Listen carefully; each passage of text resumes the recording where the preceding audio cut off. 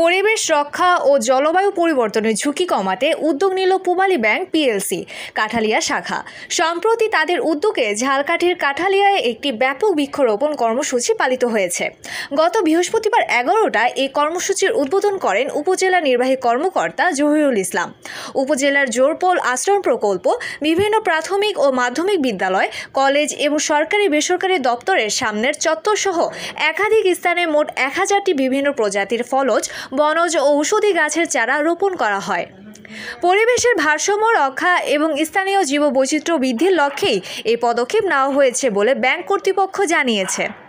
উদ্বোধনী অনুষ্ঠানে অন্যদের মধ্যে উপস্থিত ছিলেন উপজেলা যুব উন্নয়ন কর্মকর্তা কামরুল ইসলাম, প্রকল্প বাস্তবায়ন কর্মকর্তা মোহাম্মদ জোবায়ের হোসেন এবং পূবালী ব্যাংক কাঠালিয়া শাখা ব্যবস্থাপক মোহাম্মদ মোস্তাফিজুর রহমান সহ ব্যাংকের অন্যান্য কর্মকর্তাবৃন্দ।